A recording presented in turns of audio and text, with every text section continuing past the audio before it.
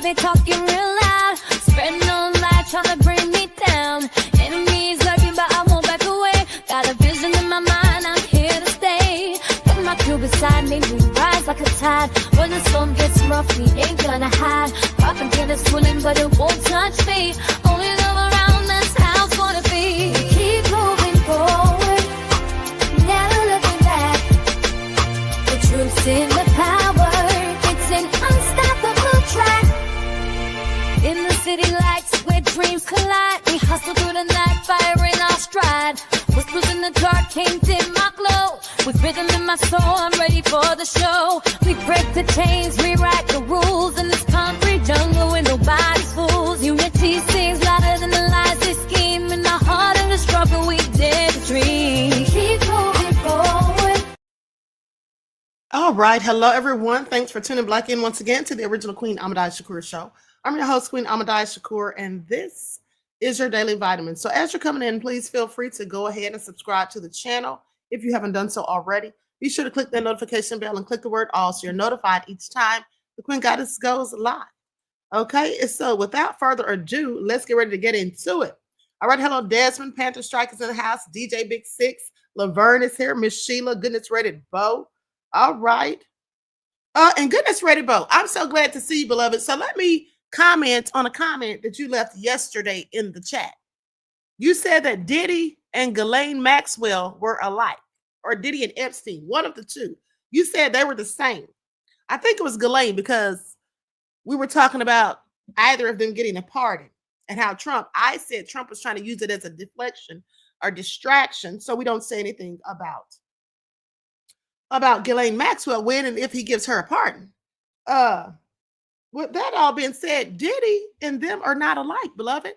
Okay, this woman was involved in the trafficking of young people that are not of age. Diddy has not been accused of anything so nefarious, and so quite frankly, Diddy's a far cry different than them, beloved. I know you might not like Diddy. That's okay, but he's not a Ghislaine Maxwell or Jeffrey Epstein, at least not in my opinion. Now, you said they're going to get pardoned. Well, I think that's what Trump's up to. Trump is definitely up to something. We're going to get into it. Okay, VM9982 is here. Okay, one who cares. All right, so anyway, shout out to everyone in the chat, everyone tuned into the Queen, and a big shout out to my moderators because they be putting in work. We have to talk about Trump. We got to talk about Ghislaine Maxwell, Epstein. We got to talk about Regina Giuffre's family and other victims. Okay, so and Trump is up to a bunch of BS. Okay, now before we get started with all of this, let's have a brief word from our sponsor at 12 Tribes. Do not buy 12 Tribes on Earth hair growth oil and hair magic elixir unless you want super healthy, gorgeous hair that grows. They have a whole line of amazing hair growth products, including hair growth leave-in conditioner spray, hair growth shampoo, hair growth spray, and hair growth butter. I'm starting to sense a theme here. They include quality natural ingredients. They smell amazing, and you can see the results for yourself. So if you're looking for healthy hair growth for your natural or relaxed hair, try 12 Tribes on Earth today.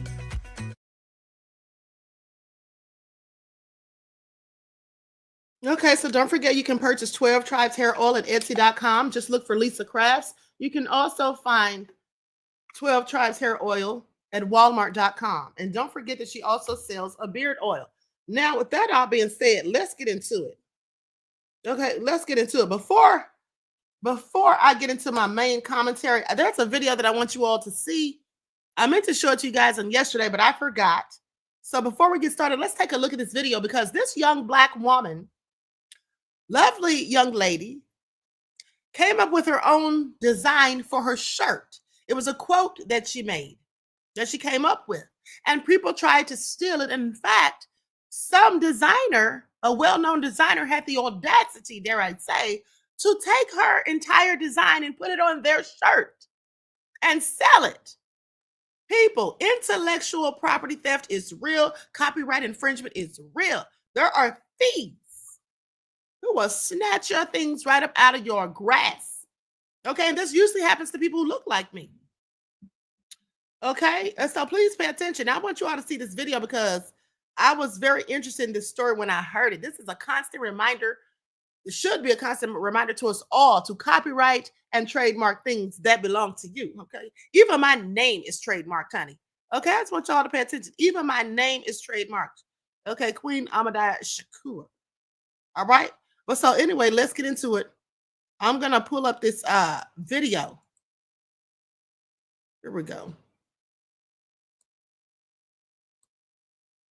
Waking up to find out that your name, Hold on. face, and copyrighted quote is getting sold on a $400 shirt in a high-end store by a high-end brand, and they didn't tell you about it. Marines here decided to use my quote and my likeness, put it on a shirt, profit off of it, all without communicating to me, paying me, notifying me, anything.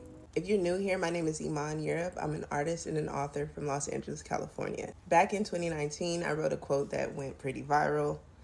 It said, "Don't let this tainted self-love trend have you 50 and alone because you walked away from everything that didn't serve you instead of learning conflict resolution." Y'all didn't like it.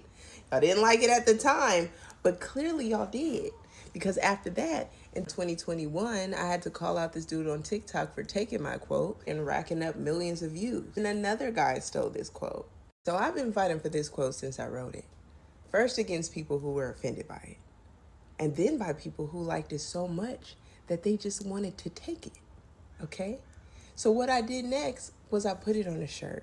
I made merch for myself. I made this quote the logo. And I was like, if I put this on a shirt, with the timestamp on it, with my name and face on it, people will always know that this quote belonged to me. And so I sold the shirts. And now here we go again in 2025. Same quote, same thing, same stealing. What's going on? What is wrong with y'all? I get a message from my homeboy. It's a picture of a shirt with my name and my face and my quote on it. But hold on, because this is actually the shirt that I sold. This is actually the very same shirt I sold. And they just like cut it off, put their little logos on it, and rebranded it and resold it as their shirt. Ain't that something? So that's the equivalent of like Coach selling a shirt and then Louis Vuitton, doing some other little decorations and reselling it as a Louis Vuitton. And I'm just trying to understand how y'all thought this is gonna work out. So for the creators who don't know, this is copyright infringement. This is a misuse of my likeness. This is IP, intellectual property theft, and it's a lawsuit. That's a lawsuit. Yeah. Marie Sarah, I'm disappointed. And not only in the blatant disrespect, but also in the lack of consideration and communication. I think I deserved more than that. Is it because I'm a Black woman that you thought like this would be okay, that I wouldn't find out? Was the plan for me to not find out? Did you do it knowing I could possibly find out and I care anyway? Like, what was the thought process here? I'm really curious to know, because as a multi-million-dollar company, congrats to you. But as a creative, you should understand how hurtful it is to have your creation stolen and taken advantage of. I would have loved the opportunity to partner with you on this. Like, this would have been great. I would have loved to wear your stuff and tell my followers about it and, talk about it and make it a big thing. That would have been a beautiful partnership for me. Pivoting into fashion is the next thing for me, and this could have been a great opportunity. But the way that you did it was so disrespectful, and I deserve better than that. This fight isn't just about me, but about all creators being respected. And luckily, I have resources and knowledge about how this all works, but a lot of creators don't. And that's why I use my voice for things like this, because these companies will steal your shit. And I'm already fighting another IP battle right now from a bigger company. We'll get into that later. Y'all let me know if you want the tea on that. But for now, if you see this, please help me by tagging Marine Sarah. Share this, spread the word. Because I would like an apology and a payment. Yeah. And let me know what y'all think in the comments. Like, am I tripping? What should my next steps be? I don't even know. The moral of the story is this. If you're a creator, know your rights and copyright your work. And don't be afraid to advocate for yourself, because no one else is going to do it. And they're hoping that you won't. They're betting on you not advocating for yourself. Anyway, follow me for more and stay updated on how.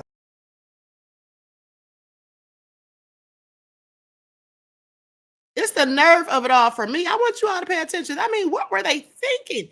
They literally had the nerve to put her face on it. Yeah, I definitely thought that was very interesting. Miss Sheila said, I'm getting tired of lazy people who always cheat. Come up with your own idea. Exactly. So now do you all see why I go off when somebody steals my content, my ideas that I put together? I'm not talking about discussing the same story or topics that I'm discussing when we all talk about the same trending topics on a regular. I'm not talking about that. But when I specifically have my own talking points, catchphrases, and things of that nature, then some dusty wig comes along and steals it because they think because they have a bigger audience, it's okay. You see, that's intellectual property theft too. And those are the same type of people that will steal other people's ideas. Copyright infringement, okay, take things that you already have been using. This is what they'll do. And so that's why I get mad about that. I've always been annoyed by these things. When I was in college, okay, someone copied a poem and tried to pass it off as theirs. The poem was by William Ernest Henley. How do I know? Because it's one of my favorites. It's called Invictus. And they tried to pass it off like they wrote it. And I'm like, really? This is what you're doing? How stupid can you be? Got kicked out of college. They kick you out of college for that for a reason. Okay, for plagiarism, because that's the theft of someone else's literary works. Okay, I want you all to pay attention. As they should be kicked out. Now, with that all being said, that's a darn shame. DSB, hello, beloved. Says Shalom, Queen, my sister, warrior sister, and family in the chat. Hello, beloved, and thank you for your contribution to the channel. Peace, love, and blessings. And also, DSB has gifted a membership to the channel. Okay, so thank you again, beloved, for your contributions to the channel and gifting a membership so that someone else can enjoy a membership. All right? Peace, love, and blessings. We all appreciate you, beloved. You all shout out DSB. Dennis Ray DeBow said, I never heard it make sense until you, Queen. Now I hear it all the time. Okay? You see, beloved? You see? Thank you.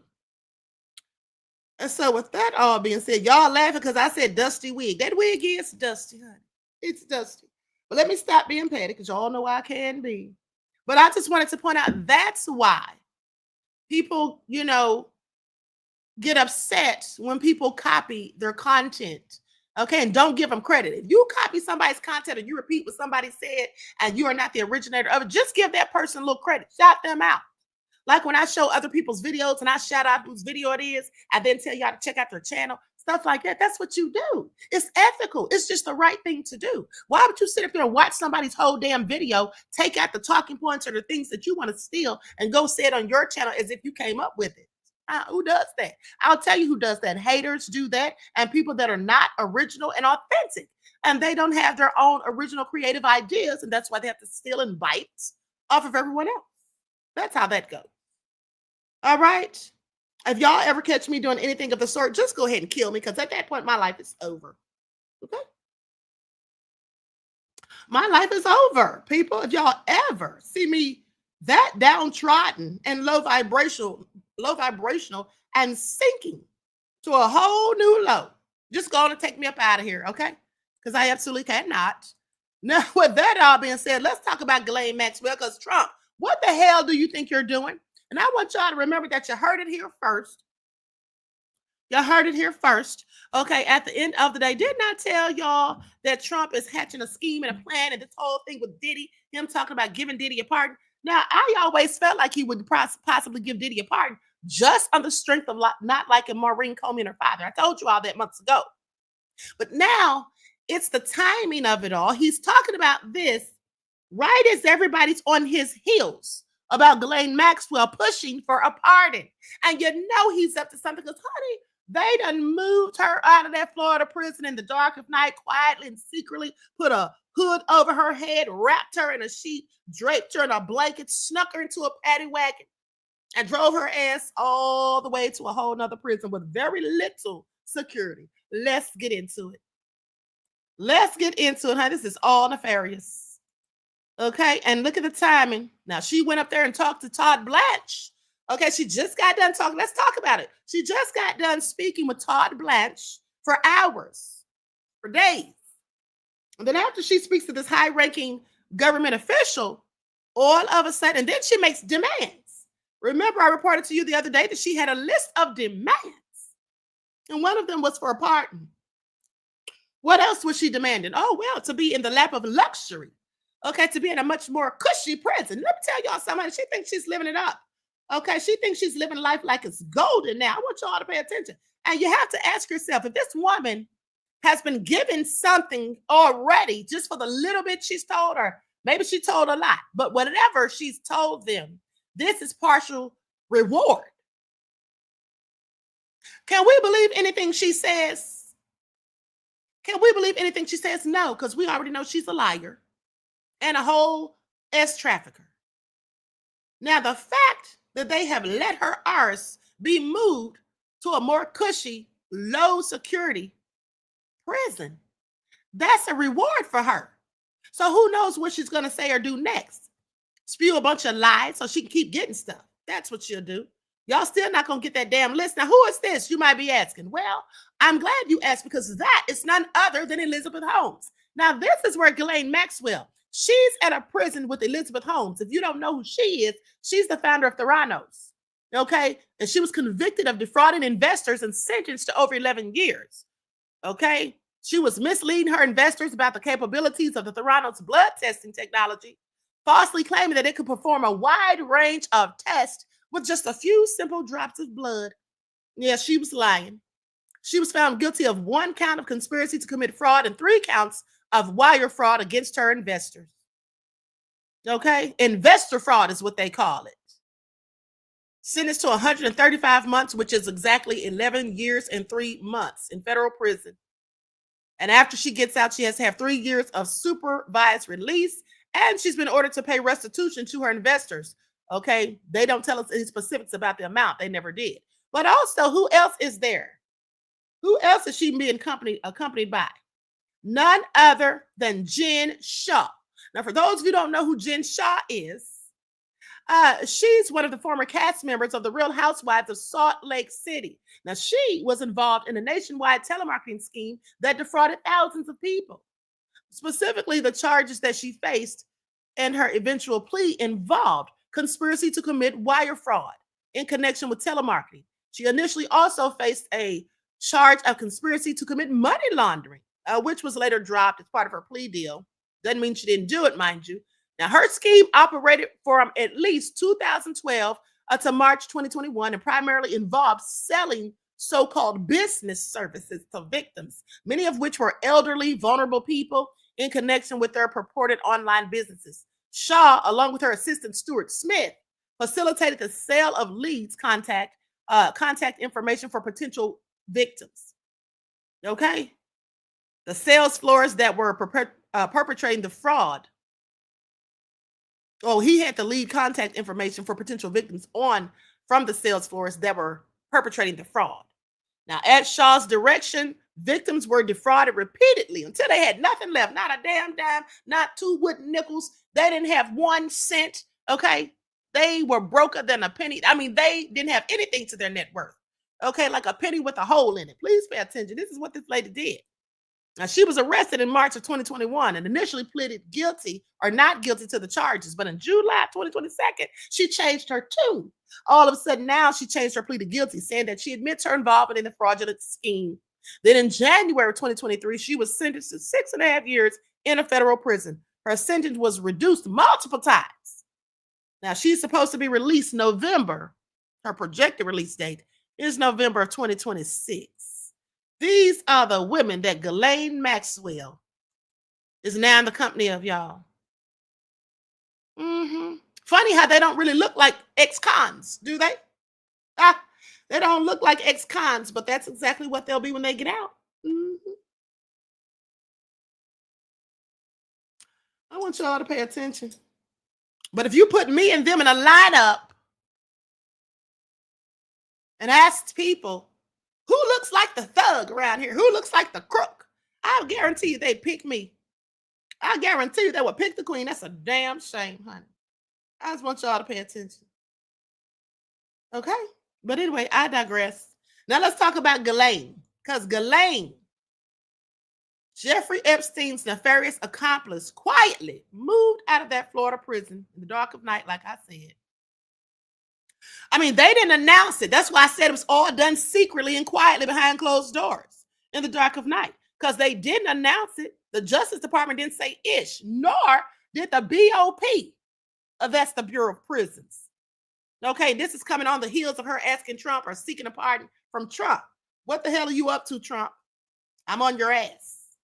Ghislaine Maxwell, the convicted trafficker and longtime associate of Jeffrey Epstein, has been quietly moved from a federal prison in Florida to a lower security facility in Texas. Okay, now this was confirmed. I confirmed this from the Federal Bureau of Prisons. The transfer comes as Maxwell's attorney, or shall I say her attorneys, more than one, are pressing the U.S. Supreme Court to overturn her conviction while also seeking a pardon or a commutation of her sentence from President Donald Trump in exchange for her cooperation and participation in the Jeffrey Epstein investigation and broader trafficking issues. Let me tell y'all something. How you all know this is all cap? Panther Strike said she should be deported. She darn sure should. She's not from here. Here's the thing. It's just the nerve and audacity to me that she thinks she deserves a damn pardon. Okay? But here's the thing. Why are they talking to this lady and thinking that's going to get them information on the Epstein case? No, it's not. And they know damn well it's not. This is nothing but a nothing burger, like I keep telling you all. This is a nothing burger. This woman's been sitting in prison how long? Since she was convicted. She's never given them anything that was going to help them. They already know who's on the Epstein list. They know who's on that list. Y'all know they know. Pam Bondi said that it was sitting on her desk waiting for her to review it. That's what she said. She later tried to backpedal and change her tune. But girl, you already told us you had the damn list, that you had the files, and that you were waiting to review it. You already saw it. You told Trump back in May that his name was all up and through the files. They know who's on the list. They don't need Ghislaine Maxwell for that, and they also don't need her to give them any answers about Epstein, because they know all about him too, including how he turned up dead in that darn cell, and also where the rest of the missing footage is from the security surveillance cameras. They know all of this. They think that we are stupid.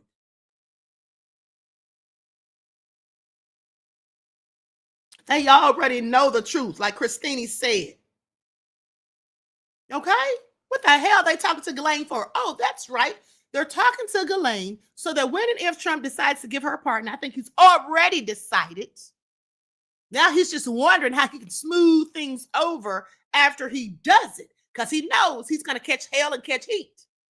Because the same people complain about those Epstein files in the list, he knows that we're going to be asking and demanding answers if he gives this woman a pardon. So what he's trying to do now is set up the little stages, bit by bit by bit.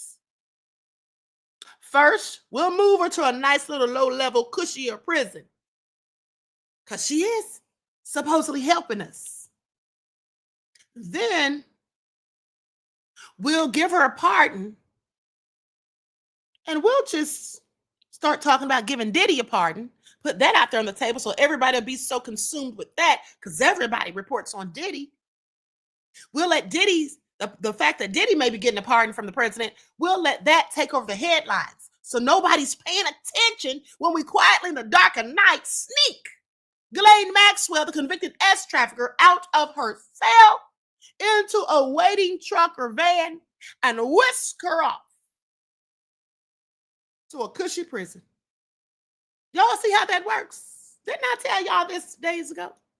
Were y'all listening when I said what I said days ago? Now y'all see. It's all unfolding right before your own very eyes.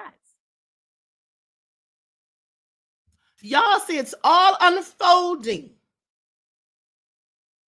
Okay? Laverne said, but you said it'll happen. Exactly. Trump's sitting here playing this game. He's playing 3-card Monty. Okay? That's what he's doing. He's playing 3-card Monty with us. Don't look over here, look over there. Don't look over there, look over here. And then sneaking Ghislaine out through the back door. while we're all distracted looking over here at Diddy. While we're all over here talking about, oh, Diddy, he's asking for a dismissal. He's asking for an acquittal. Prosecution is opposing. See, the thing about me is you can't distract me because I can pay attention to numerous things at once. Okay? That's right. Mrs. Special K said deflection at its best. Exactly. D. Major Skeleton said, just today, Trump sent submarines to Russia. Did you know that? Yes, I've been watching what Trump's been doing. Let me tell you something. We're about to talk about Trump. Don't worry. We're about to talk about him. He also fired the BLS head after a bad report. Trump's doing a whole bunch of stuff. Okay? Trump's doing a whole bunch, honey. Natalie said, you said, Queen, nothing surprises me when it comes to these people. Exactly. Specifically that low-down devil Trump. Ha! Deronda said, everything slick, don't slide, Trump. Exactly. Let's continue. So Maxwell spent 2 days last week talking to Deputy Attorney General Todd Blanche, Trump's former personal defense lawyer, at a courthouse near the Tallahassee prison where she's serving a 20-year prison sentence for sex trafficking related to Epstein. I want y'all to pay attention. They said, we confirm Ghislaine Maxwell is in the custody of the Bureau of Prisons, or the BOP, at the federal prison camp FPC Bryan in Bryan, Texas. BOP inmate locator official Benjamin O'Connor said this in an email to USA Today, saying the New York Sun newspaper first reported the transfer. Now, Maxwell's attorney, David Oscar Marcus, also confirmed that Ghislaine was moved to Bryan, Texas, but we have no other comment as to why the transfer was made and who requested it. Oh, I'm pretty sure Trump requested it. I'm pretty sure Ghislaine Maxwell asked for that as part of her deal for her agreeing to go and sit down and talk to Todd Blanche. And then he went to Trump and told him, well, Ghislaine said that, not only does she want a pardon, but prior to the pardon, she wants to be moved to a more cushy prison. Instead of staying in lockup, she wants to be in luxury. And so Trump made it happen. That's my guess. Now, I could be wrong, but then again, I could be absolutely right. Donald Murphy, a Bureau of Prison spokesman, told USA Today, while we cannot speak specifically to the circumstances relating to any incarcerated individual's designation or redesignation, BOP institution, we can share that the BOP designates individuals to institutions based on several factors. Those factors include the level of security and supervision the inmate requires, any medical or programming needs, separation and security measures to ensure the individual's protection, and other considerations, including proximity to the individual's protection and other considerations, including proximity to the individual's release residence. That same criteria applies when making decisions for both initial designations and redesignations for transfer to a new facility. Now, the move sparked concern from the family of one of Maxwell's most vocal accusers, and that is none other than the late, may she rest in peace, Virginia Giuffre. That the transfer is part of an undisclosed deal between the Justice Department and the Trump administration. In recent days, they have expressed worry that Trump and presidentially appointed leaders in the DOJ are trying to silence Maxwell without receiving any input from potentially hundreds of accusers who say she and Epstein sexually abused them and forced them to have sex with prominent men who have not been identified publicly. If you want to know who these people are, why aren't they asking the victims? Didn't I tell y'all that days ago? Why do they need to talk to this witch, this devil? Why aren't they going to speak to the victims? They know who they were forced to have things done to them by. The family is scrambling right now to figure out what's going on, according to spokeswoman Dina Von Muffling. They don't understand why this is happening. Well, I understand why it's happening because Trump's a low-down, dirty dog who probably knows. And I say probably, I use the word probably loosely. Let's change probably to allegedly knows, still used loosely, that his name's on that list and doesn't want Ghislaine to ever spill the tea. That's my opinion. Now, after learning about the transfer details, Giuffre's family and two other alleged Maxwell and Epstein victims issued a statement excoriating the administration for the move. Speaking of my opinion, after I called somebody out for their lies and all the multiple lies that they tell and act as though they're facts, notice how yesterday when I played the last clip of them speaking, they said, in my opinion. Ah! Y'all pay attention to that. See how I made them change their talking tune? Now they said, in my opinion. But nonetheless, let me continue. I don't want to get off track. So I'm going to go to this video of the Virginia Giuffre's family speaking. It was absolutely heartbreaking. I told y'all, I really hate the sadness that that poor woman had to endure. And then for her to die so unexpectedly, and they say she did it to herself. Yeah, right. President Trump has sent a clear message today that PDF files deserve preferential treatment and their victims do not matter. Okay, that's what one of Virginia's siblings said.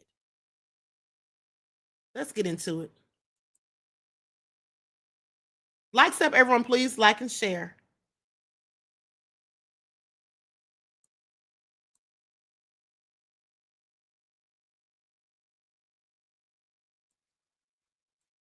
Here we go.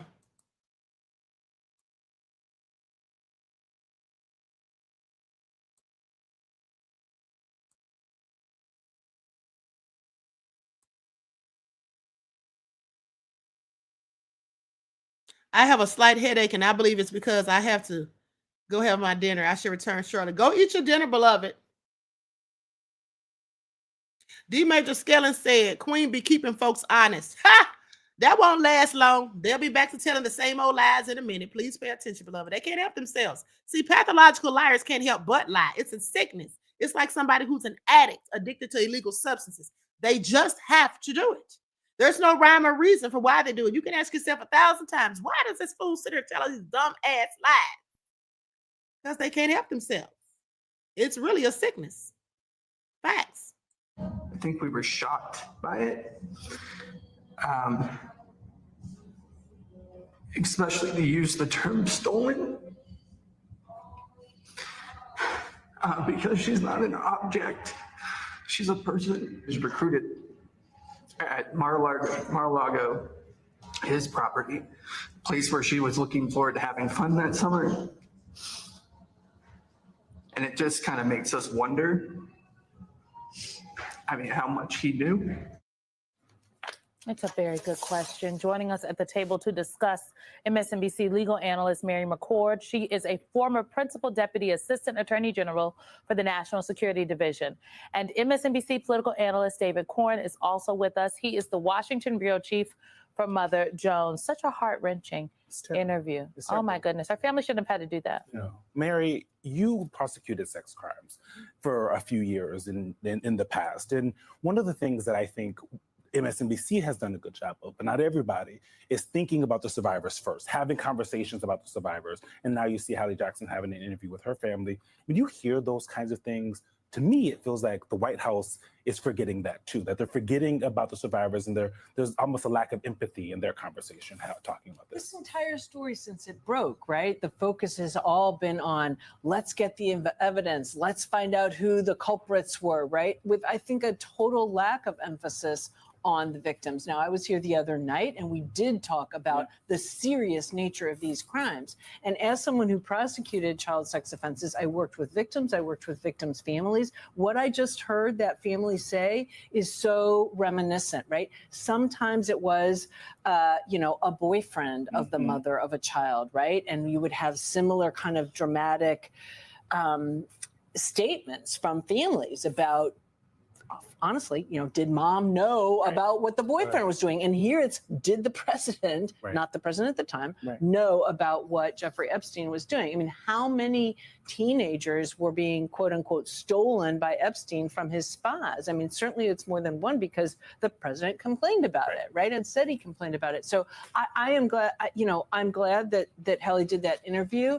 And not all victims or their families want to speak out, but if they do, people need to know that we're in this swirl of a debate and Congress is involved and so many people, give me the goods, give me the goods, give me the goods. These are real people's lives, people who were broken as children, and that kind of abuse sticks with you the rest of your life. More than 1,000, at least 1,000 survivors in the document. And I think to both your points, David, that idea that there are so many other individuals who are involved in this, it begs the point, can you release everything so we have a better understanding of what's happening? You have Ms. Giuffre's sister-in-law, Amanda Roberts, making the point that Ms. Giuffre was herself fighting for that release, noting she had a little bit of hope in her because it was said that the files were going to be released, and she wanted everything that happened to her very clearly, and everyone else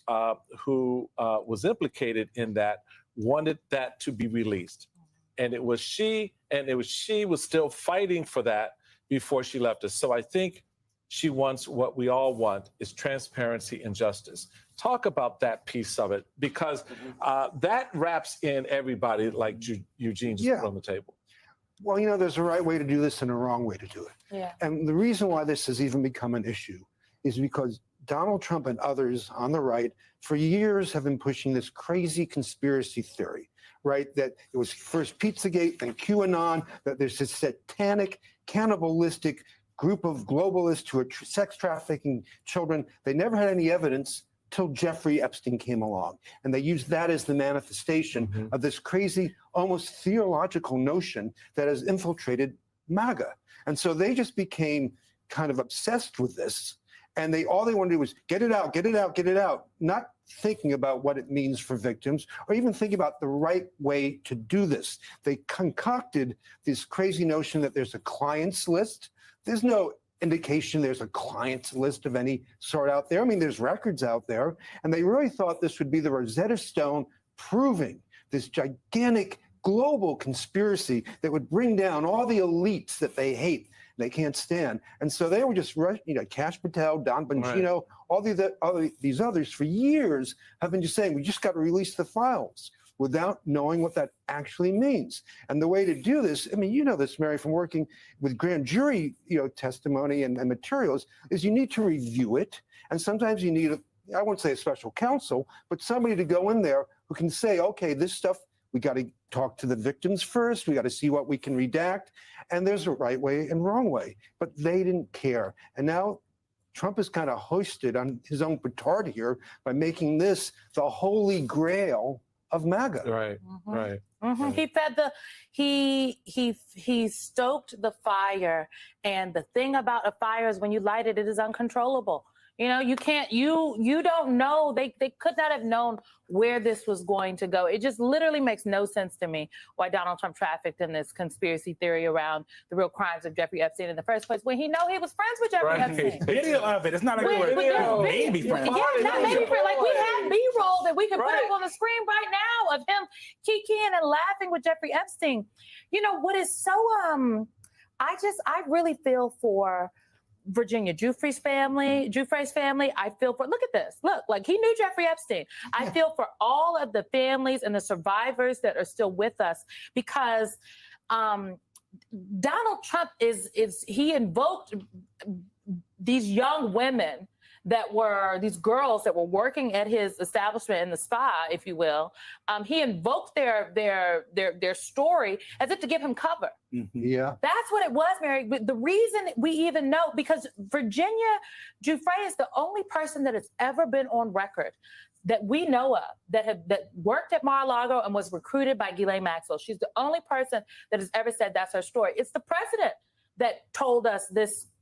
I don't know if it's a lie or if he's telling us more truth about the fact that, there were lots of people that Jeffrey Epstein tried to take from me. Said it as a slight to him. Exactly. And called him a creep, right? Yeah. And then the question was, what is he a creep for? Is it for taking girls or because because the president did point out the other day in the comments we talked about a few nights ago, they were people who worked in massage at the spa. So what do you think? That's why the family's asking these questions. Did he know that? What interests me is his story has shifted. Mm-hmm. It really has. It began with he was a creep because he hit on the daughter of a club member. Someone was there. Okay, that's an explanation. Then it was that, he stole one person from me. Now he stole two people from me. And Carolyn Levitt came out today or yesterday and said the problem was he was a creep to the employees of Mar-a-Lago. Not that he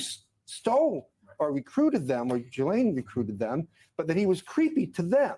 So, I mean, these are slight differences, but they are differences. They're And I don't evolutions. They are clear evolutions. I don't understand why there's not a clear story. I mean, if I was a good friend with someone like Jeffrey Epstein, and then But you weren't. which I wasn't, and I broke with that guy, Yes. I would be bragging about that for years afterwards. He broke, he says before the first prosecution, and I would know the details pretty damn well.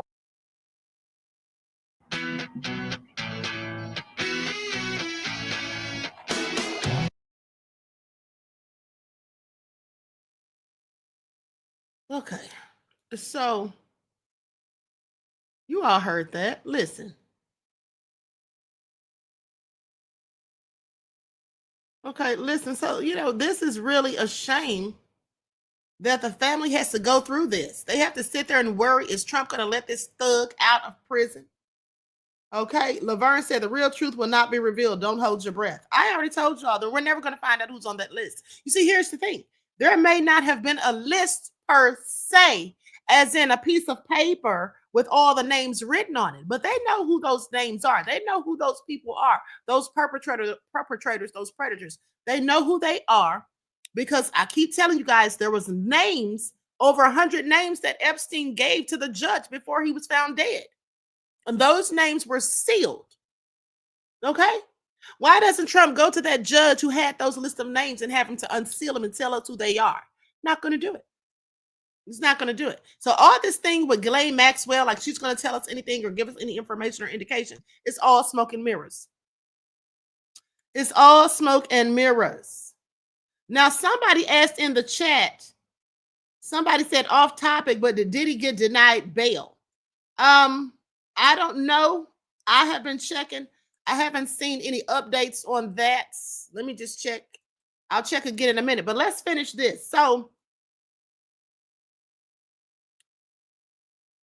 New York Times recently reported that Maria Farmer, a former Epstein employee, told law enforcement in 1996 that she encountered Trump in Epstein's New York office. And Epstein told Trump, no, she's not here for you. Annie Farmer is one of several women identified in Epstein's criminal case as a victim. And she's charged that the disgraced financier acted inappropriately with her when she was only 15. Saying that it was with horror and outrage that we object to the preferential treatment convicted ex-trafficker Ghislaine Maxwell has received.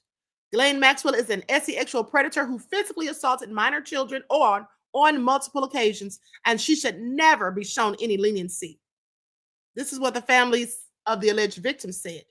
Yet without any notification to the Maxwell victims, the government overnight has moved Ghislaine Maxwell to a minimum security luxury prison in Texas. This is the justice system failing victims right before our eyes. This move smacks of a cover-up. The victims deserve better. Yes, they damn sure do. The prison swap is the latest development in the growing controversy over Trump's relationship with Maxwell and Epstein, who died by suicide while in custody awaiting trial in 2019. On July 30th, Giuffre's siblings and their spouses issued a lengthy statement calling for Maxwell to remain in prison and urging Trump's administration to release all documents in the case that are in the Justice Department's possession. Giuffre's family especially demanded answers about why Trump said in recent remarks that Epstein stole Giuffre from his Mar-a-Lago spa more than 20 years ago. So I don't even want to go back down that rabbit hole talking about that because it's just going to tick me off. Okay. The family did say that we like to clarify that it was convicted ex-trafficker Ghislaine Maxwell who targeted and preyed upon our then 16-year-old sister. She was working there in 2000, several years before Epstein and Trump had their falling out.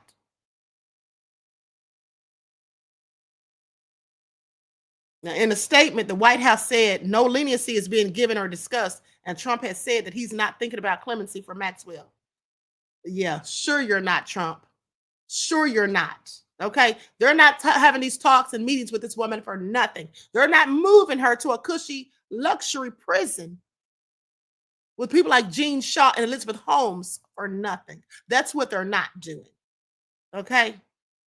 FPC Bryan is described as a minimum security federal prison camp in South Central Texas on its Bureau of Prisons website. It says it houses a total of 635 female offenders. Maxwell had been incarcerated in recent years at FCI Tallahassee, where it's described as a low security federal correctional institution housing a total of 1,191 male and female inmates. Maxwell's new prison camp appears to offer better conditions for inmates, according to the Bureau of Prisons description. Such minimum security camps often lack perimeter fencing.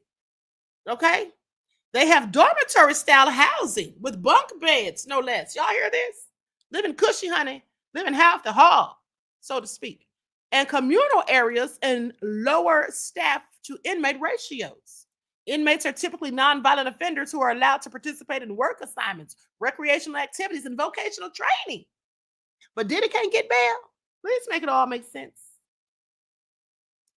All told, that environment would give Maxwell more freedom of movement within the facility during designated times, according to the BOP descriptions. In contrast, BOP documents show that low security prisons such as FCI Tallahassee, where she was originally housed at, generally have fences or more regimented movement policies. They usually have more regimented movement policies and more structured environments. The Bureau of Prisons had no comment on whether Maxwell's transfer violated BOP policy regarding keeping convicted S offenders out of minimum security prison camps. She's not even supposed to be there. She's a whole S offender. Okay, I can tell you that right now. She's not supposed to be there. That's why they did in the dark of night. Snuck her on up out of there real quick. According to a BOP policy document reviewed by USA Today, the BOP classifies individuals with SEX offense convictions using a public safety factor called a PSF designation, which automatically excludes them from placement in minimum security camps. Y'all don't think this is all preferential treatment? I told y'all this bitch ain't even supposed to be there. It's not supposed to even be allowed. She's a whole thug. Okay? She's a predator. And let me tell y'all something. This woman is worse, in my opinion, worse than Jeffrey Epstein. And I'm going to tell you why. Because first of all, the same things Jeffrey Epstein was doing to those young girls, she was doing them too. But what makes her worse than him is she was the one who went out there and recruited them. She's the one. He couldn't have done it without her. She was the one. Okay? She went out there and she lured those young girls and she spoke to them so nicely and kind. You all heard what the victim said days ago. I showed you the video. The victim said she came at her nice and sweet, so helpful, so friendly. Didn't come off as a devil or a predator, what she really was, a wolf in sheep's clothing. You see, these men who do these things, they always get these women to go out there like serial killers. Okay? Remember that serial killer couple that I reported to you all about a few years ago on the Crime Channel? Myra was her name. I can't remember the guy's name, but nonetheless, they were out there killing people, and he was getting the woman to go out there and lure the young women in. Okay, the teenagers. Okay? And so with that all being said, this is what they do. These women act as predators. Okay, they're much more conniving. They're much more conniving than the men and much more believable. You see, if you think about it, these young women, these teenagers or whatever, they'll be more inclined to talk to a woman. Yeah, she was worse than a madam, but yeah, exactly. Okay, anyway, I just want y'all to pay attention, but let me continue. So goes on to say, she's not even supposed to be there, okay? It's not for S offenders.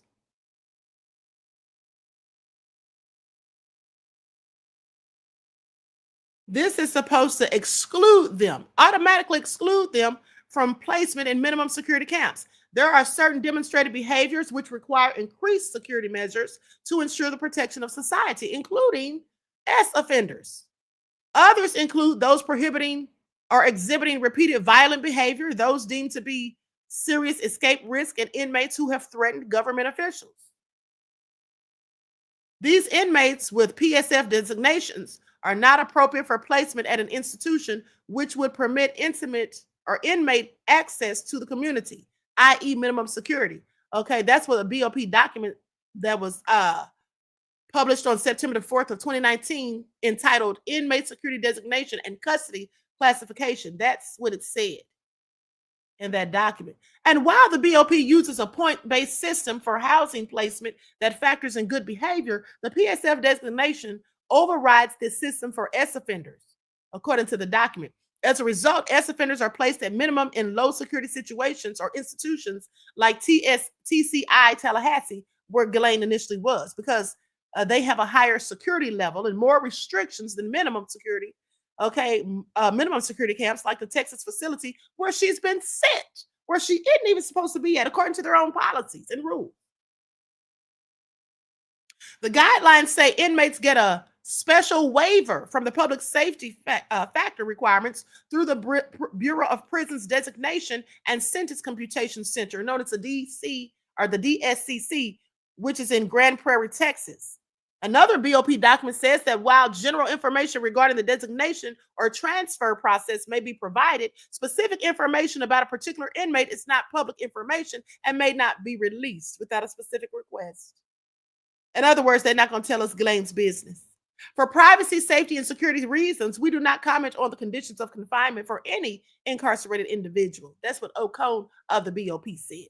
While we cannot speak specifically to the circumstances related to any incarcerated individual's designation or redesignation, BOP institution, we can share that the BOP designates individuals to institutions based on several factors, including the level of security and supervision the inmate requires, also medical and programming needs, separation and security measures to ensure the individual's protection. O'Cone also specifically declined to comment on whether or not Maxwell had received a waiver, but referred to BOP policy about how only the DSCC administrator is the one authorized to waive a PSL. In other words, a BOP official at the Centralized Sentencing and Designation Center would have to approve it. So I can't tell y'all nothing. Now y'all get on up out of here, okay? Ghislaine's living in the lap of luxury, and that's all y'all need to know. She's been given a few favors by the president and the White House administration, okay? Y'all got that right there. Okay, see y'all later, bye. That's basically what they said, playing in our faces. Here's what they said too. I don't have any details, but I do know the public safety factor, also known as PSF, can be waived. This is what another Bureau of Prisons official said, speaking on the condition of anonymity because they were not authorized to discuss policy matters. That's all I can say. Y'all ain't left yet. Why y'all still standing around here? Y'all know Trump will fire us all if he finds out. Y'all hear this bullshit? Y'all hear this? Okay. All a load of bullshit. That's what it is. Anyway, let's go to this video. I want to talk about Trump firing this BLS person in just a second, but listen to this. Hold on, is this the same thing? Oh, Lord. The system really is failing the victims right now, you guys. The system really is. Let me ask you all something. Do you all seem to think, because here's what it seems like to me. It seems like to me that people hate Diddy even more than they hate Ghislaine Maxwell, which is crazy to me. Especially Black people. It seems like Black people are more mad about Diddy than they are Ghislaine Maxwell. This woman did this, her and Epstein did this to children.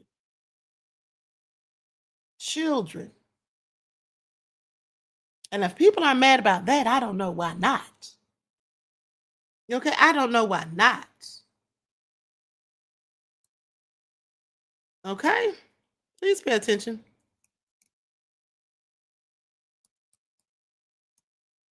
Hold on, beloveds.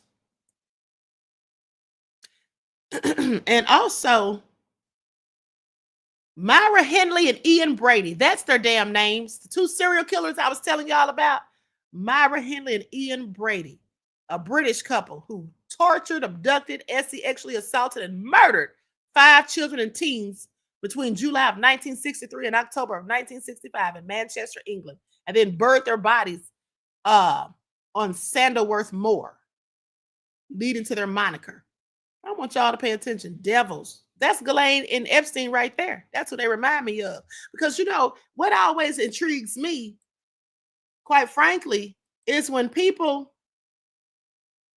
what always intrigues me is when you find one nefarious person that'll just do some crazy ass stuff, like murk somebody, abduct somebody, traffic somebody, and then I was asking myself, how the hell did 2 of y'all get together and become a couple, a whole duo, and carry out these crimes together? Both of y'all are psychopaths? How the hell does that even happen? How the hell does that happen? Because it would seem to me that if you know somebody's that damn crazy, as soon as they mention something like that to you, you'd get the hell on. But no. See, that's why you have to be careful of whom you give your energy to. Okay? Because what made Ghislaine Maxwell decide to work with Jeffrey Epstein? She came from a wealthy family, so she had money herself. What made her just decide to be his sidekick and go out here and lure people, okay, and do all this? How did he talk her into it? He may not have had to even talk her into it. But what gets me is it sounds like a similar situation with that sex cult NXIVM that was run by Keith Rainier and the girl who played in Smallville, that actress, her name is Elizabeth Mack. No, Allison Mack. And then you had the lady who was the heir to Seagram's gin. She was involved in it. When they all got caught, she paid for everybody's lawyer fees. These are rich people doing this stuff. That's what I'm trying to tell y'all. See, they want y'all to think that the traffickers are the people riding around in Lyfts and Ubers who spray stuff in the air to make you pass out. Yeah, those are the traffickers, but they work for the big people. They work for the big people at the top. The big people at the top are Jeffrey Epstein, Ghislaine Maxwell, Keith Rainier, Allison Mack. Those are the people at the top. These celebrities, politicians, these people that are rich, billionaires. They're the ones doing all of this. Y'all don't know that by now. They're the ones doing it. And those other people, they're just at the bottom. They're just workers getting paid, trying to make their coins. And they're nefarious. And some of them, most of them are probably ex-cons who don't mind doing dirt because that's all they've ever done. Never had a decent job, but they're not. They try to make them, when they show them on the news, see, this is what I want y'all to start paying attention to. You know how I do these reports and we show these people who've been busted in a sting. And there's like maybe 100 of them sometimes. And they say, oh, we got the victims. We brought the victims home safe. How many of those victims do you think really was out there? If they brought home 100, I guarantee you there was about 1,000 of them that was out there. They didn't get all of them. When they show those people like Sheriff Grady Judd, when he might have all these people that were a whole trafficking ring, Operation Black Web, or whatever you want to call it, and they have those people that they've captured, those are the bottom of the totem pole people. You need to be asking yourself, who in the hell are they all working for? Because that's the whole network.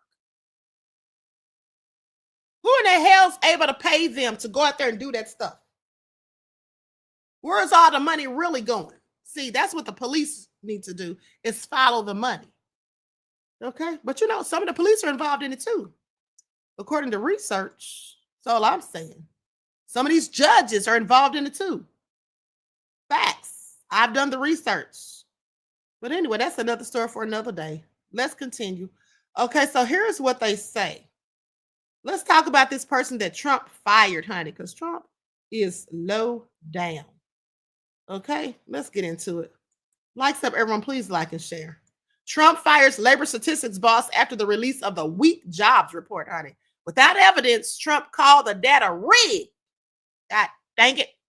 And implied that BLS Commissioner Erica McEntire manipulated the numbers for political reasons. And it's all fake. It's a hoax. That's what Trump said. Can y'all believe that Trump's the president? Like, it still boggles the mind. You know what? I'm going to tell y'all something. I have to sit here and almost slap myself when I think about all them days I sat up here and talked all that trash about Kamala, calling her kabammy, going in hard in the paint. I should have been wasting all that energy going in on Trump. But see, I thought I don't have to talk about Trump. Everybody knows he's a damn fool and he's nefarious. Nobody's going to vote for him. Least of all, not the people that look like me. But some of y'all, some of y'all went out there and voted for him. D. Major Scaling said, I can't, but I can, Queen. Who, slap me or yourself?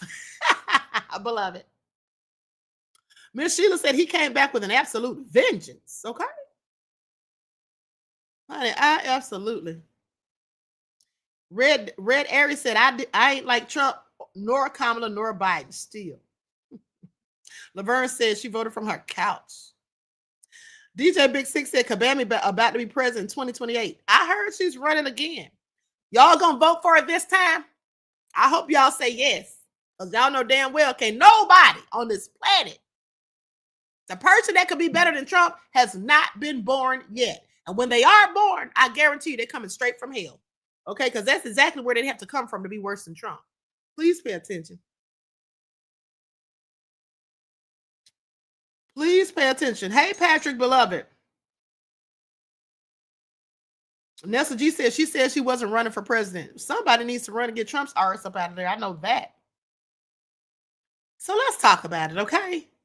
President Donald Trump on Friday ordered the firing of the head of the Bureau of Labor Statistics, also known as BLS, hours after a stunning government report showed that hiring had slowed down significantly over the past 3 months. Talking to Truth Social, he attacked Erica McIntyre, I hope that's how you say it, the commissioner of BLS. He claimed that the country's job reports are being produced by Biden appointee and ordered his administration to terminate her. We need accurate jobs numbers. She'll be replaced with someone much more competent and qualified.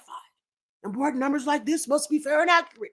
They can't be manipulated for political purposes. It's all fake news. Trump is a damn idiot. He intensified his attack later in the post, writing that, in my opinion, today's jobs numbers were rigged in order to make the Republicans and me look bad. He didn't cite one damn piece of evidence or show one receipt of where he got that concocted idea from. Okay? Making up scenarios in his damn mind. Y'all hear this? Y'all hear this? Miss Sheila said they need some fresh new candidates. Yeah, they do. I think I'm going to run. I think I'm running 2028. Alice said, won't trust any candidate. You going to trust me, Alice, because I might run. Queen's going to Congress. Okay? I'm going to start taking up campaign contributions in the next month or two. Please pay attention. Laverne said, you so funny. I'm so serious. But let's continue because this is all in a shambles. And by that, I mean us. The United States collectively. The BLS on Friday morning reported that the U.S. economy added of just about 73,000 jobs in July, well below estimates. And it also said that it had revised the May and June numbers, and they turned out to be lower than previously announced by more than 200,000 jobs. An administration official told NBC News that McIntyre had indeed been fired. Or fired. That's what Trump told him. The firing sent shockwaves through Washington, which has already been rattled by waves of terminations through the nearly 7 months of Trump's second administration. He hasn't even been there a year yet. And look at the havoc this man has wreaked. President Trump is once again destroying the credibility of our government by firing expert and nonpartisan officials because he does not like the facts that they present. This is what Max Steyer, the CEO of the Nonpartisan Partnership for Public Service, said. Governments that go down this path find themselves in ugly territory very quickly. The Deputy Commissioner of BLS, Bill Wyatrowski, who took up the role during the Obama administration, will now become the acting chief during the search for a replacement. This is what Labor Secretary Lori Chavez-DeRemer said. Julie Hatch-Maxfield, the official who oversees the office that produces the employment report, joined the agency during Trump's first term. McIntyre didn't immediately respond to requests for comment. President Joe Biden nominated McIntyre in July of 2023 and was confirmed by the Senate in an 86-8 vote, with 6 members not voting in January of 2024. She received overwhelming bipartisan support in that vote, mind you. Vice President J.D. Vance was among the Republicans who voted to confirm her. William Martin, communications director to Vance, said the vice president stands by the president's decision. Well, of course he does, because he don't want to get fired. Trump will be the first president in all of history to fire his own vice president. If JD dares to say anything against him, please pay attention. He'll do it. He'll just come up with some executive order to make it all happen. Vice President Vance is completely aligned with President Trump and was glad to see him dismiss the BLS commissioner, Martin said. The only thing his confirmation vote indicates is that he was at times willing to let nominations move forward even when he disagreed with them. President Trump has the right to hire and fire the people he wants to staff the government, and he was elected in a landslide to run. And it's high time the left-wing activists in the mainstream media recognize that fact. That's a simple fact. That's what they said. They talking big ish. Do y'all hear this? Do y'all hear this? Ooh, honey, these people are off the chain, honey. These people are officially off the damn chain. Please pay attention. I'm telling y'all, I don't know what the rest of y'all asses are about to do. I don't know what y'all are going to do, but I'm about to pack my bags. Ha! The Major said J.D. Vance is a cook.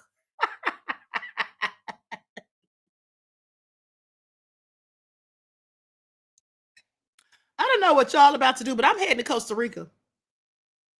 This is all too much. JD, the backup dancer. It says gossip. Aqua Girl Ryder said Elon got jokes on X. Ooh, honey, this is all sad. Okay, I have to laugh to keep from crying. I mean, this is how bad it is. We should all be in tears right now. Seriously, y'all. We should all be sitting here with bowed heads, okay, praying to the Most High. But anyway, I'll pray later. Let me continue. And so goes on to say, McIntyre has spent much of her career in the federal government. Throughout the last 20 years, she has worked in the Census Bureau, Treasury Department, and on the White House's Council of Economic Advisors. Trump claimed without any evidence to show proof, facts, or one simple receipt that the commissioner faked. Accused the woman of faking the job numbers before the election to try to boost Kamala's chances for victory.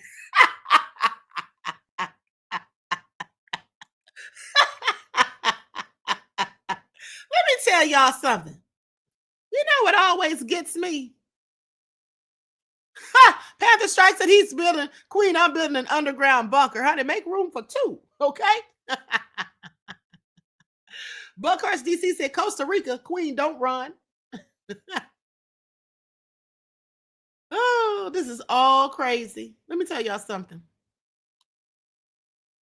What always gets me is when people make up scenarios in their freaking head. Like they have no basis, they have no facts, they have nothing that would even cause them to even formulate that opinion about certain things, but they just make it all up. That's what Trump does. That's what Trump does. Trump makes up scenarios in his head without any foundation or basis for the thoughts that he thinks. That's called insanity, folks. That's what that's called. So anyway, he said she did all of this. So where did he get this idea, this notion from? So he said this with no evidence whatsoever that the commissioner faked the job numbers before the election to try and boost Kamala's chances of victory. Former Labor Department officials slammed Trump's decision to fire McIntyre. They said the work is done largely by expert career staff who do their jobs with care and pride. This is what Julie Su, who worked as labor secretary during the Biden administration, said. Career staff who have also been attacked, and they have also been attacked and vilified by this president. The BLS routinely revises economic data such as the jobs report, GDP figures, and inflation data. Now, due to the scale of the U.S. economy and the response rates to BLS surveys, there can often be lags in data collection, but that lag does not imply any wrongdoing or manipulation. Nobody's faking numbers. This is what former Labor Department Chief of Staff Daniel Coe wrote on X, saying revisions happen all the time. Trump has previously praised the BLS reports when they were favorable to his administration, such as back in April, May, and even June. But now in July, one time he doesn't favor it and fired. It's what you get.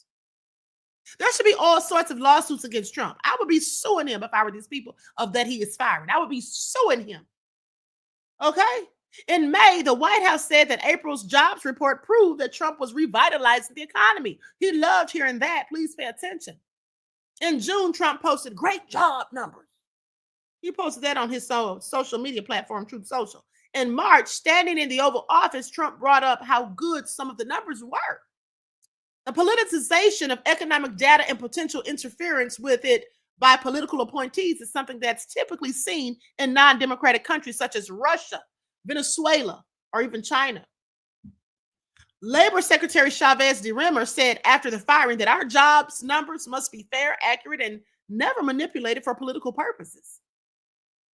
Any erosion of trustworthy data can impact businesses, consumers, lending, and policymakers. And historically, mind you, the United States economic data has been considered the gold standard due to the independence typically given to agencies that collect it.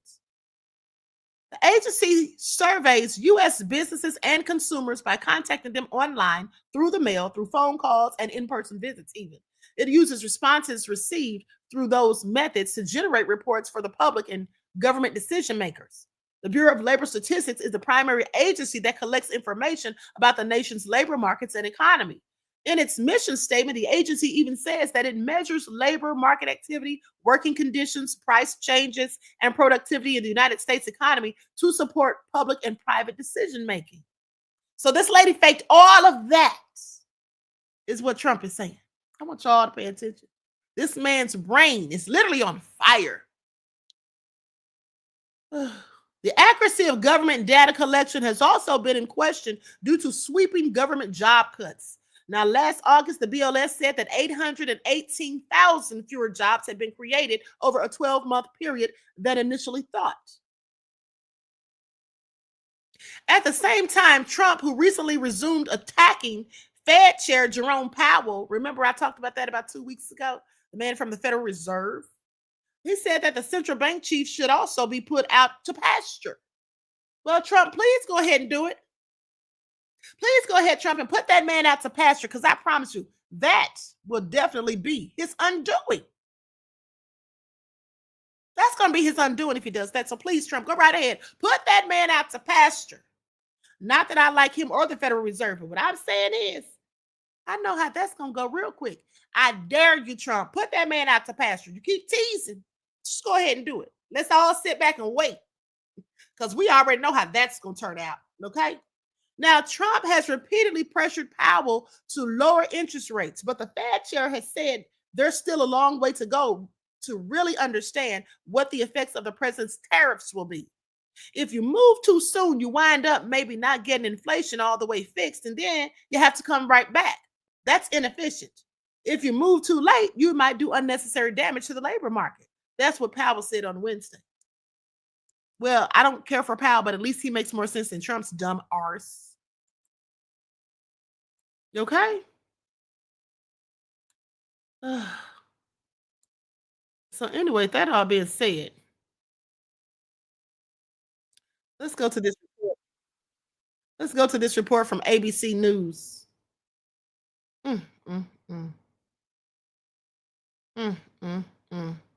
Trump is a damn fool.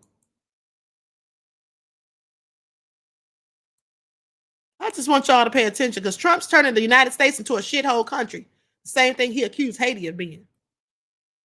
Breaking news this afternoon, the White House now confirming that the commissioner of the Bureau of Labor Statistics has been fired. The president alleges that the quote, as he put it, Biden political appointee allegedly faked a bad jobs report today and did the same right before the election. So for more on all of this, I want to bring in White House correspondent Karen Travers. And Karen, we should note that according to the BLS website, this commissioner is a 20-year federal government employee. But first, can you break down this announcement from the president? Yeah, the president says in a Truth Social post that he is ordering the firing of the commissioner of the Bureau of Labor Statistics. That is, of course, the agency that puts out the job numbers. He is saying it's because of his frustration with those jobs revisions that Alexis was just talking about, the new numbers now for the May and June jobs report. The president taking issue with this and also making an accusation with no evidence behind it that there were fake numbers put out last year during the election season. The commissioner is somebody that, as you pointed out, has 20 years of federal government experience. She was appointed by Joe Biden back in 2023 and was confirmed overwhelmingly by the Senate in January of 2024. Now, the president says he is going to replace this commissioner with somebody he says would be much more competent and qualified. The president, Alex, in his social media post says important numbers like this must be fair and accurate. They can't be manipulated for political purposes, but there is no evidence that that's actually being done. These numbers get revised. They also can get revised up too, but the president not happy with these job numbers that were released today for July and those revisions to May and June. Well, and I think it's also important to note that the BLS is the same government bureau that puts out the inflation number, which is something that the president has often touted. But Karen, as you were pointing out, I mean, it's also worth noting that these numbers are revised just about every month.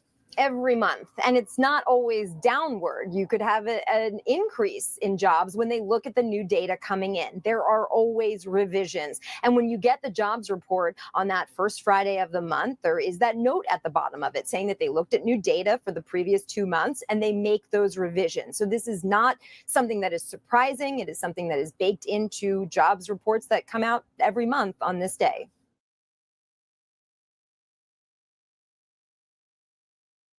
The new jobs report shows the labor market is.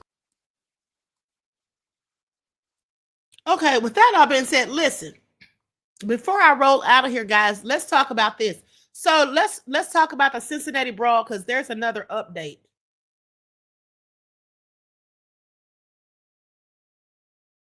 So now they're threatening to cut off funding to Cincinnati. Okay, I want you all to pay attention. Let's get into it. Gruesome photos show severely battered face of the woman knocked out during the horrifying Cincinnati brawl. I want you to pay attention to the verbiage they use when they discuss this brawl, because did they ever say that the Montgomery brawl was horrifying? Did they show any empathy and sympathy for those black folk down there? No, they didn't. Please pay attention. So they go on to say that they talk about this woman that got beat up. This is Holly. This is what the Ohio Senator Bernardo Moreno said that he shared with her as he shared the harrowing image of the victim who was filmed being beaten so badly that he thought she'd been killed. She wanted to have a nice evening out with friends. Instead, she got this. And then that's what he wrote under the gruesome photo showing the vicious injuries and the beatdown. The grim images show Holly, who was not otherwise identified, with a huge black eye and a busted lip, with one showing dark bruises across her entire face and neck. 5 people have since been charged after footage of the attack quickly went viral. The video appeared to show a white man and a woman being targeted by a group of largely black assailants. All lies. Okay, all lies. These people weren't targeted. They got their ass beat. The man started it. Let me tell y'all something. Now, here's the thing. Listen, I don't condone violence unless you're defending yourself or someone else. Okay, but here's the thing. They said there was 2 men. They keep saying they were Russians. I don't know if they were Russian or not. I just know they were whites. And they were going around kicking people's cars and keeping up mess or whatever. We saw the video, right? Where the white guy swung. Why do they never tell that part of the story? Well, because in their minds, just because they swung first doesn't mean that y'all get to jump them. And, maybe it doesn't. But that's what happens, okay? And when white people jump people, we don't ever hear the lamestream media calling them animals and thugs and talking about it was a vicious mob attack. You know what they say when white people start stuff and jump people? They say party goers got out of control. Some college kids took to the streets. Isn't that what they say? We've seen them get into brawls and fights and tearing up stuff and acting a whole fool like really animals that's been let out of cages. We've seen them do it. Even if it's something so simple as their team losing a game. We've seen them climbing up to the street lamps. We've seen them just doing all kinds of crazy things, rocking cars and pushing them over, fighting in the streets. But these are never the acts of thugs or animals or a vicious mob. Okay? These are just some people that got out of control, party goers. That's what they say about them, but let me continue. And another thing is this.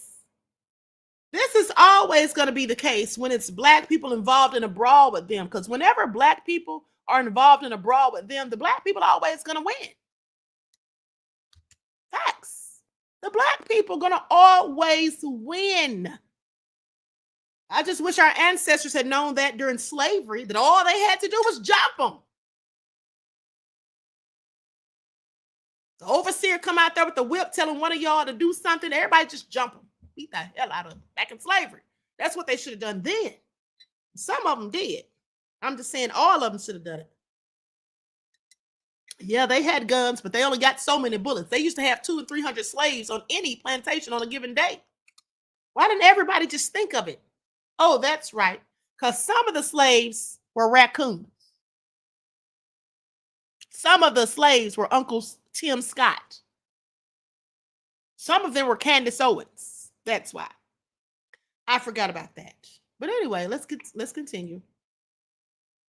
So anyway, goes on to say, the pair were brutally punched and stomped as they cowered on the ground. This is what I'm imagining when they're talking about this story. I'm not poking fun, but this is how they tell them the story. They're really making them some serious victims. Even though that white man clearly drew first blood. The woman was eventually knocked out cold by a white man. Why don't they keep leaving that part of the story out? I showed you all the video. That man that hit her was as white as butter. Isn't that what Esther Rose said on the movie Rosewood? They leave that part out conveniently. When I saw the video, I thought she had been killed. What would make him think that? He's never seen anybody get knocked out cold before. I just have several questions. Holly gave me permission to release the photos so that others will never suffer what she did, said the outraged senator. You know, I find that interesting because listen, here's the thing. I'm sorry that Holly suffered because Holly's not the one who started that fight. And even if she jumped in to throw paws too, because that's what she did before she got knocked out, that's what she was doing. But even though she did all of that, I'm sorry that Holly got knocked out and got injured. She's a lady. That guy who swung first, he got what he paid for. He got what he asked for. He had it coming. Some people might think that's cruel for me to say, but you did have it coming. If I walk up to a crowd of people that don't look like me, they could be white, they could be Mexicans, they could be Latinos, they could be Asians. If I walk up to a group of them and slap the hell out of one of them, do you think that only one of them's going to hit me back? Child, I'm about to get jumped. I'm about to get jumped. That's how that works. That's how that works. I literally saw a video one time years ago where a Black girl got into a fight with an Asian, and there was a group of Asians, right? And they all jumped her. That's just what people do. Now, I'm not saying it's right, but that's what most people do. I don't give a damn what race or ethnic group you belong to. That's what most people do. But when Black people do it, oh, we're thugs and a vicious mob. What about the vicious mobs that will come and snatch up Black people out of their houses and lynch them like Emmett Till? What about those? I mean, he's sitting here saying like this is such a sad ass story. I mean, it is sad, but it ain't that damn sad. Not to me. This ain't that damn sad to me. She got a beat down. I'm sorry it happened, but it's not the end of the world. I've seen much worse happen to Black people and nobody gave a damn. So forgive me if I don't have a tear falling from my eye. Okay? Forgive me if I don't want to cry right about now.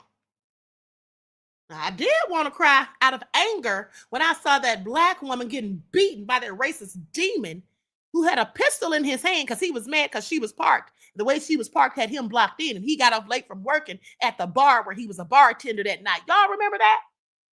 And there was 2 men watching who didn't do anything, and they just simply said, hey, bro, that's a female. You heard one of them shout. But when the news talked about that story, what they didn't do was call them out for not doing a damn thing and simply recording. But when a white person gets their asses beat, oh, I can't believe that people didn't try to break it up. They didn't try to stop it. Instead, they sat there recording.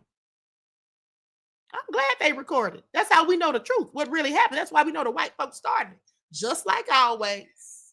Just like always. How many times have y'all ever seen, ones in the chat, how many times have you ever seen a black person walk up to a group of white people and start some ish? I'll wait. You know why you don't see stuff like that happen? Because black people don't worry about white people. We don't worry about their business. We don't worry about where they're going, when they come in a building. Even if we don't recognize them, we don't stop and say, hey, who you here to see? You mind if I ask what one of these doors you're going to? You have your identification on you? Because I'm going to need to. I've never seen you before, sir. Do you live here? Who let you in? We don't do stuff like that. You know why? Because we know how to mind our damn business. And we don't go around racially profiling people. That's what we don't do, even though we probably should. Okay? Because a lot of these mass shooters and serial killers look regular. So maybe we should be more skeptical like they are. Okay?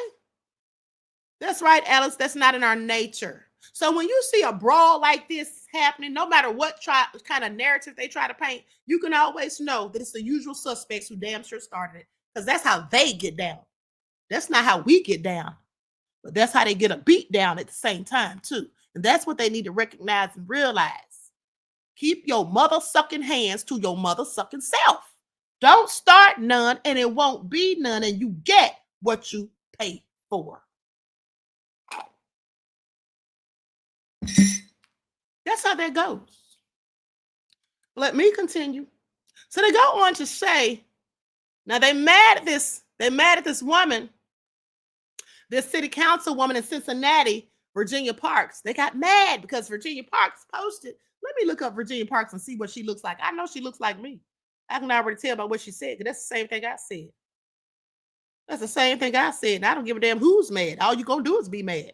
That's all you can do. Yeah, here she is right here. She said they begged for that beat down. They damn sure did, so as I'm concerned. And when you play stupid games, you get what? Y'all know the rest. Here she is right here. Here she is right here. And they mad at this poor lady. Don't be mad at her. She told the truth. See, they want us to feel sympathy when bullshit happens to them. You know why I don't feel sympathy right about now? Because y'all asses started that ish. And now y'all sitting up here trying to hold the black people to a higher standard than you hold the people that started the issue. You're trying to victimize or villainize the black folk, but not the white folk who in fact started it. And now you're trying to act like they're such little damsels in distress. And oh, they beat that man, they stomped that man. But what about those group of white men who beat the hell out of that black man because he had a white wife? And here's what they did. I want y'all to pay attention because I reported on this a few years ago. See, how many stories have I reported on where the same thing has happened, but only to the black person? Nobody gave a single damn. Nobody gave a single F. Remember that black man that was in that bar with his white wife, minding their own business, having a good time, and then these white men come over and start talking to him and trying to act like they want to be friends and buying him drinks. Come to find out, they bought him all those damn drinks because they wanted to get him inebriated so he'd be off balance. So when they got him outside and beat the crap out of him, he wouldn't be able to defend himself to the best of his ability. They beat that man bloody. Y'all remember that? The wife was shocked and she spoke on the news and she said, now, we thought they were being friendly. They were buying him drinks and this and that. When we got ready to go and left outside, came outside, they all jumped on him. That's what they did. Calculated, low down, dirty, racist devils and dogs. Those are the thugs. So don't ever call black people thugs because black people put 20 on 10 and all you had was 10 to put on. Because you got more of the ass beating that you initiated or what you bargained for. Okay? See, this is why they pull out guns and they'll shoot you. They'll start something with you and they'll shoot you dead. And guess what? They're still the hero. They're going to say, oh, they stand your ground. Remember that white woman that shot that black mother who came and knocked on her door because she did something to the woman's 10-year-old son and took his tablet and threw it and all that? Calling them the N-word, and the black woman comes to talk to her civilly. Didn't bang on the door, just knocked on the door, and she shot through the door and murdered her.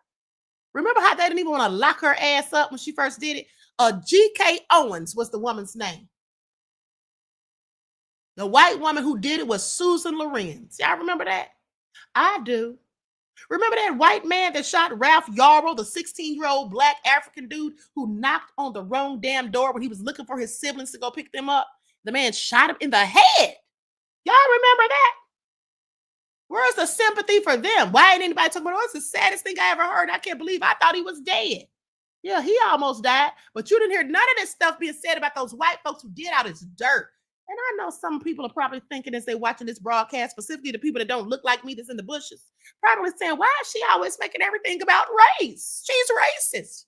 I'm not the one that's racist. I don't have any damn power to change or anything or make anything happen or to be selective in who gets hired and fired or any of that. I don't have that power or privilege. And I don't call people racist slurs, and I don't go around starting fights with people just because of the way they look. Okay, that's what I don't do. But see, racist devils never want to hear the truth about who they are because they sit behind the scenes in their cushy little houses, watching TV, talking to themselves, looking at the fake news. That's one thing Trump didn't lie about. Not the only thing, but still. They sitting there looking at the fake news, all the negative images and stereotypical BS painted and portrayed of people who look like me and want to act like we're the thugs. How the hell are we the thugs? They was thugs for centuries. Beat the hell out of our ancestors. Having Jim Crow, committing redlining, black codes and all that. They even had ninja hunting licenses. But we're thugs all of a sudden? I don't think so. Honey, I'm never going to be a thug as long as some of them alive at the end of the day to convince me with it. Okay? As long as you got racist people who can go and cause a whole insurrection at the Capitol, then they go to prison where they should be because they're whole domestic terrorists. Let's not forget they took explosive devices up there, some of them. How they put feces on the walls, stole Nancy Pelosi's laptop, sat back and kicked their feet up on the desk like they was running ish. And Trump's the one that told them to do it. But guess where he's at? He's a felon, but he's in the White House. You're never going to have a black felon in the White House. Okay? But at the end of the day, these are the thugs. Trump's a thug. His entire administration are thugs. The people that he pardoned from January the 6th are thugs. Nobody calls them thugs, though. They call us the thugs. Marinate on that. But anyway, let me continue. This is the lady right here. Okay? Now let's keep going. So it goes on to say, Marino ripped the response from local lawmakers in the wake of the violence, including Cincinnati Councilwoman Victoria Parks, who claimed in a social media post that the victims were asking to be assaulted by the ruthless mob. She didn't call them no damn ruthless mob. That's what they called them. And they call us ruthless. When we don't show them empathy and sympathy, I'm not supposed to show you empathy. If you put your hands on me, the last thing I'm going to show you is empathy. Okay? I'm going to show you how you F around and you F around and find out. That's what I'm going to show you. And that's what most people are going to do who look like me. But so anyway, they call them ruthless mob. Please pay attention. What about that white police officer just a few years ago? I reported on it, where they went to the black kid's house, 15-year-old black boy. It was some white girl that was friends with him, and they couldn't find her. So they went to his house thinking she was there. And when the mother wouldn't let him in and told him, hey, we haven't seen her, and she really wasn't there, they busted their way in. It was a mob of white folk. Vigilante justice. Like 10 of them. A whole mob. What about all the lynch mobs they've had in this country? They still got them, just in case y'all think they don't. Please don't be fooled. Just because you don't see it on the news, because they're not going to report on that stuff.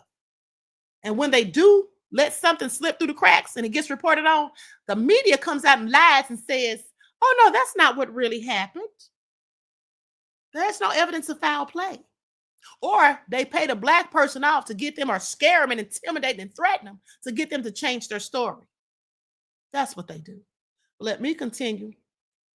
So they go on to say that she criticized and ripped the response from local lawmakers in the wake of the violence, including Cincinnati Councilwoman Victoria Parks, who said they were asking to be assaulted. They asked for that beat down. That's what she said about the video brought. I'm grateful for the whole story. Yeah, I am too.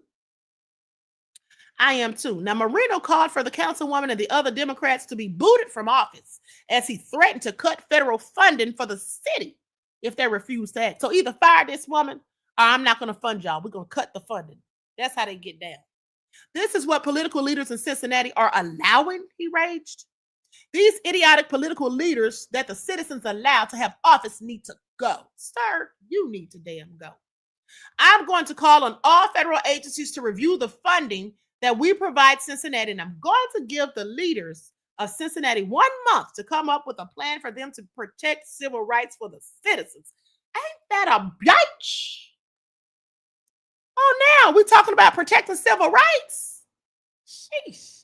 Y'all hear that? Y'all hear that? Now you want to fight for the rights of the citizens when Black people been scratching and surviving, keeping your head above water if you could. Now they want to talk about civil rights. We had to fight for civil rights. Our ancestors had to get out there and march, boycott, and all kind of stuff for civil rights. But now he's talking about it because the white people got their asses whooped. Something they started. And like I said, and like Virginia said, that's what they asked for. So now they got 1 month to come up with a plan for them to protect the civil rights of their citizens. And if they don't, I'm going to ask the agencies to suspend all federal funding because we're not going to put this. Ooh, y'all hear that? See, they're not going to put up with that when white folk get hurt, when they get the short end of the stick. That's what they're not going to do. Okay, that's what they're not going to do. Please pay attention. The police chief blamed social media. The city council person blamed the victim. This is a total travesty. I'm not going to put up with it. Ohio deserves better, and Cincinnati certainly does too. You know, I wish, sadly, I wish that this person speaking, Marino, would have had the same energy when the young man got killed by the Cincinnati police, the Ohio police, because he had a sub sandwich. They thought he had a gun. So they say, how the hell does a sub sandwich? Okay, how does a sub sandwich look like a gun? I have several questions. Y'all remember that? They said his sub sandwich was a gun and followed him home and shot him dead. Casey Goodson, the day was December the 7th of 2020. That's what happened in Ohio. They didn't make this big of a stink about that. You know why they didn't make a big stink about that? Because Casey was Black. Do y'all remember this story? I reported this. I had just started my YouTube channel around that time.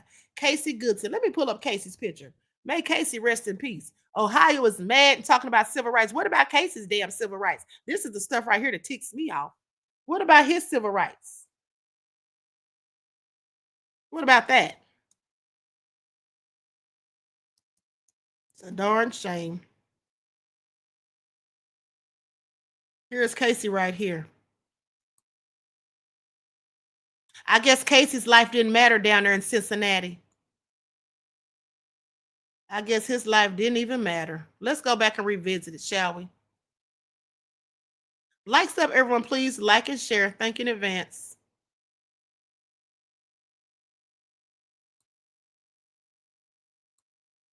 This said, tell them Bama's in the back, Queen, preach. Thank you, beloved. Thank you for your contribution to the channel. Peace, love, and blessings. Let's get into it. Y'all remember this?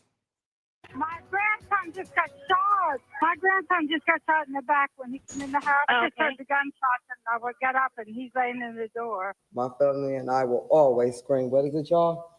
Justice for Casey! We know that this journey is not over. We know that the ultimate end game is a conviction. He said, "Stop, stop, show me your hands, drop the gun." Repeatedly, he screamed it. A witness in the area heard this. It's been a year of sadness. It's been a year of grief, a year of pain. Nearly a year after Casey Goodson Jr. was shot to death, a grand jury has indicted former Deputy Jason Meade on murder and reckless homicide charges. Just hours later, Goodson's family filed a federal civil rights lawsuit against Meade and Franklin County. Tonight, we have team coverage of a case that has sparked nationwide headlines, nationwide protests, and a nationwide outpouring of emotions. Tom Bosco covering the nuts and bolts of the indictment. Luann Stoya with the community-wide reaction. And we'll start with Rodney Dunnigan with more on the Goodson family's reaction. As you can imagine, it has been a very emotional day for the family of Casey Goodson. For the past year now, they have been calling for what they call is justice, and they feel they're one step closer to actually getting that. Of course, as y'all know, it's been a journey. It's been a year. It's been a year of sadness. It's been a year of grief, a year of pain. But all I know that every day of this year that my family and I wake up, all we know to do is fight and fight for what's right. Casey Goodson's mother, Tamala, overrun with emotions, relieved with the indictment of former Franklin County Deputy Jason Meade in connection with her son's shooting death, but worried about what's to come. We are fully aware that this is only the beginning of the fight. This was the first part of the fight.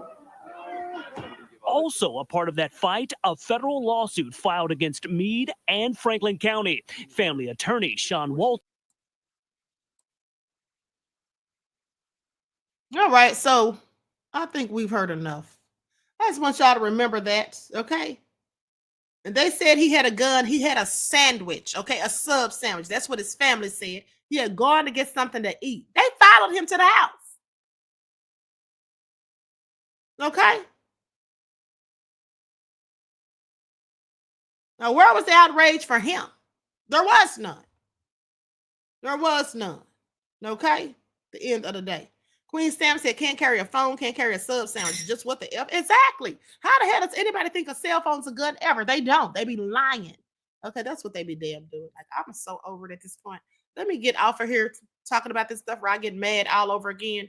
Okay, everybody please like and share. Subscribe to the channel if you haven't done so already.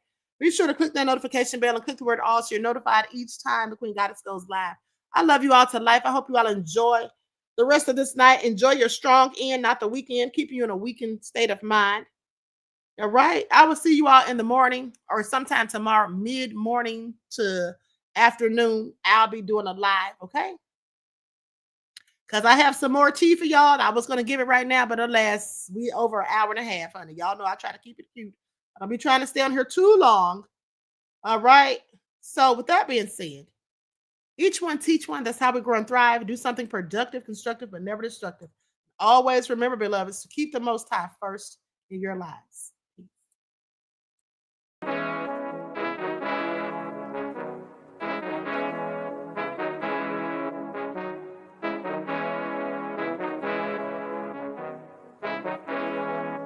Hey, yo, Nick, hit him with that flavor. Gold all in my skin, God all in my blood. Kings all in my circle, you touch one of mine and you're done. They show no love for the queen, why you hating on me? Is it cause I'm free and I got Malcolm X in my jeans? I got dreams like King Luther, shed blood like Kunsa. You ain't helping my people, I ain't got nothing to say to ya. I want all the smoke like hookah. Talking reparations, America won't be great until they give us compensation. I'm like, I'm the hottest right now. That's See right. A bunch of lames out here trying to jock on my style. They be doing too much. I'm the queen, it's too easy. It's like they all at Popeyes, how they be talking so greasy. I just sit back and laugh while these haters get madder. So nefarious how they don't want my pockets with cheddar. I tell them they can do better. These snakes in the grass can leave a bite on your ass, cause y'all be trusting too fast. I got my foot on the gas, other one on they necks. Dropping receipts on haters, you better show some respect. I'm never facing regrets, we only facing the threats. Running through every challenge like a relay, break no sweat. It's a cold game, so I got that blanket with me. Now that my people awaken, ain't no going to sleep. I do not play by my piece. This time I'm playing for keeps. You talking slick, but when I see you like them ends, we gon' meet. And I got gold all in my skin, God all in my blood, kings all in my circle. You touch one of mine and you done. They show no love for the queen. Why they hating on me? Is it cause I'm free and I got Malcolm X in my jeans and I got gold all in my skin, God all in my blood, kings all in my circle. You touch one of mine and you done. They show no love for the queen. Why they hating on me? Is it cause I'm free and I got Malcolm X in my jeans and I got